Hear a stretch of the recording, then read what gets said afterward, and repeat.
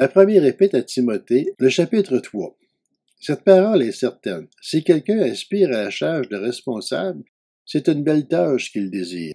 Il faut donc que le responsable soit irréprochable, fidèle à sa femme, sobre, réfléchi, réglé dans sa conduite, hospitalier, capable d'enseigner. Il ne doit pas être buveur, violent, ni attiré par le gain, mais au contraire, doux, pacifique et désintéressé.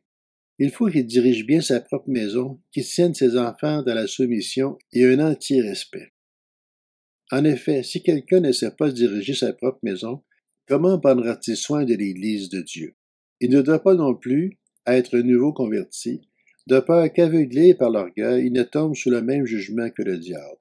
Il faut enfin qu'il reçoive un bon témoignage de la part des gens de l'extérieur, afin de ne pas tomber dans le discrédit et dans les pièges du diable.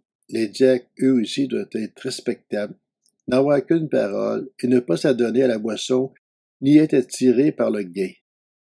Ils doivent garder le mystère de la foi avec une conscience pure, qu'on les mette d'abord à l'épreuve et qu'ils exercent ensuite leur ministère, s'ils sont sans reproche. De même, les femmes doivent être respectables, non médisantes, sobres, fidèles en tout. Les diacres doivent être fidèles à leurs femmes et bien diriger leurs enfants et leur propre maison.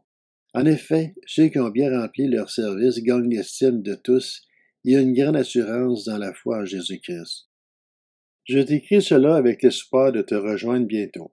Cependant, si j'ai du retard, tu sauras ainsi comment il faut se conduire dans la maison de Dieu, qui est l'Église du Dieu vivant, pilier et soutien de la vérité. Et tous le reconnaissent. Le mystère de la piété est grand. Dieu est apparu comme un homme. Sa justice a été révélée par l'Esprit. Il a été vu des anges, proclamé parmi les nations. On a cru en lui dans le monde. Il a été élevé dans la gloire.